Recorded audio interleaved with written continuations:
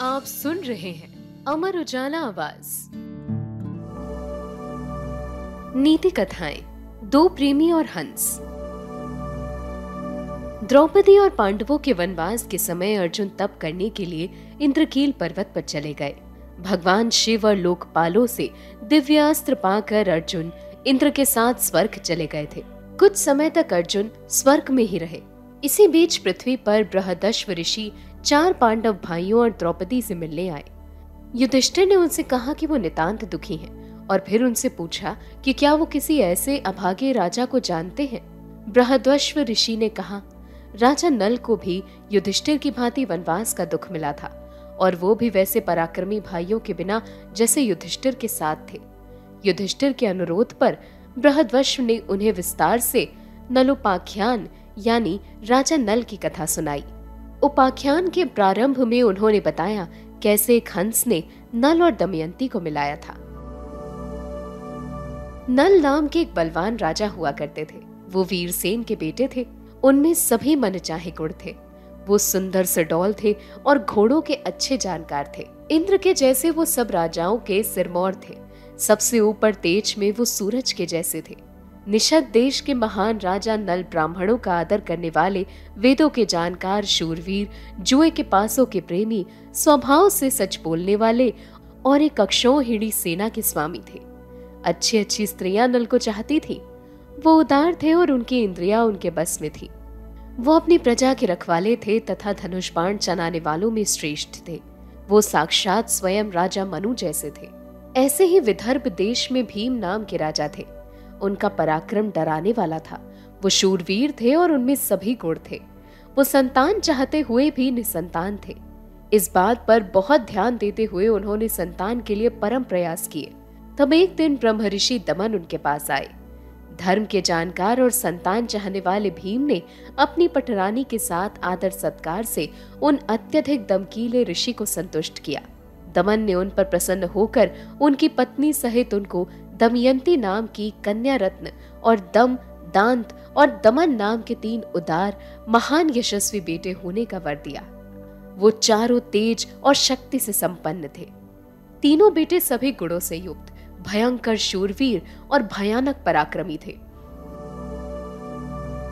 उधर सुंदर मध्य भाग वाली दमयंती अपने रूप, तेज, यश और भाग्य से तीनों लोकों में प्रसिद्ध थी। बड़ी होने पर उन सजी धजी दमयंती की सेवा में 100 दासियां और कई सहेलियां रहती थी, मानो शची की सेवा में हो। सभी गहनों से सजी सवरी और अनिध्य शरीर वाली दमयंती अपनी सखियों के बीच बादलों में उजली बिजली की भांति दमकती थी। बड़ी बड़ी आंखों वाली दमयंती लक्ष्मी की भांति अत्यंत रूपसी थी। देवों में, यक्षों में, मनुष्यों में और अन्य योनियों में भी वैसी रूपवती स्त्री का कहीं देखी नहीं गई थी और ना ही सुनी गई थी। वो सुंदर कन्या देवों को भी प्रसन्नचित्त करने वाली थी और पुरुषों में श्रेष्ठ नल पृथ्वी पर सब लोगों में अनुपम थे। रूप में तो मानो कामदेव जैसे थे। कौतुक से लोग दमयंती के पास बार बार नल की बड़ाई करते और निषिद्ध राज नल के पास दमयंती के लगातार एक दूसरे के उन दोनों में एक दूसरे के प्रति अदृश्य कामना हो गई।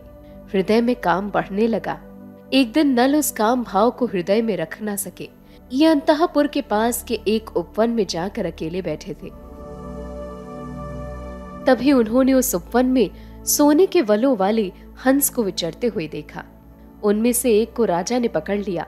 जब उस आकाश के यात्री ने नल से ये बात कही, राजन, आप मुझे न मारे, मैं आपका हित करूंगा। निषद राज, मैं दमयंती के पास आपकी ऐसी बड़ाई करूंगा, आपको छोड़कर किसी और पुरुष को कभी नहीं मानेगी। ऐसा कहे जाने पर उन्होंने उसे छोड़ दिया और फिर वो हंस सबसे ऊपर उड़कर विदर्भ देश को गए। विदर्भ की राजधानी पहुंचकर वो पंछी तब दमयंती के पास उतरे। उन्होंने उन पंछियों को देखा। अपनी मधियों से घिरी हुई दमयंती उन अनोखी सुंदरता वाले हंसों को देखकर हर्षित और तुरंत उन पंछियों को पकड़ने लग गई। अब वो हंस स्त्रियों के उस उपवन में सब ओर विचरने लगे। तब सब कन्याएं एक एक करके हंसों के पीछे दौड़ी। फिर हंस के ठीक पीछे दमयंती दौड़ रही थी। वो पुरुषों की बानी में दमयंती से बोला, हे दमयंती, निषद देश में नल नाम के राजा हैं। रूप में वो हवा अश्विनी कुमारों के समान है। उनके समान कोई पुरुष नहीं। सुडौलपन में तो वो मानो स्वयं मूर्तिमान कामदेव जैसे हैं। हे सुंदर वर्ण वाली कन्या, यदि आप उनकी पत्नी बन जाएं तो आपका जन्म और ये रूप सफल हो जाए। हमने देवों, गंधर्वों, मनुष्यों, नागों और राक्षसों को देखा है, पर हमने उन्हें पहले कभी नहीं देखा। आप स्त्रियों में रतन हैं और वो पुरुषों में रतन। विशेष स्त्री का विशेष पुरुष से संगम गुण वाला होता है। ऐसा कहे जाने पर दमयंती ने उस हंस से कहा, आप नल के सामने भी यही कहिएगा। विदर्भ देश की राजकुमारी से कहा, वैसा ही होगा। फिर उस पंछी ने निषद देश लौटकर नल को सब कुछ बता दिया। हंस की बात सुनकर दमयंती को नल से प्रेम हो गया। प्रेम रोग इतना प्रबल, दमयंती अस्वस्थ रहने लगी। कन्या विवाह के योग्य हो गई है, ऐसा सोचकर पिता भीम ने उसका स्वयंवर रचाया। स्वयंवर में दमयंती ने नल को अपना वर चुन लिया।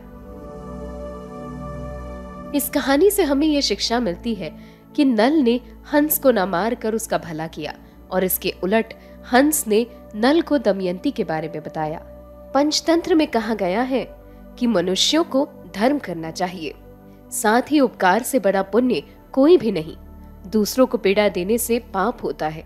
धर्म की ये छोटी सी व्याख्या 18 पुराणों और करोड़ों धर्म ग्रंथों का सार है। आज के लिए कहानी में इतना ही। मिलेंगे आपसे अगली नीति कथा के साथ। तब तक के लिए मुझे दीजिए इजाजत। सुनते रहिए अमर उजाला आवाज।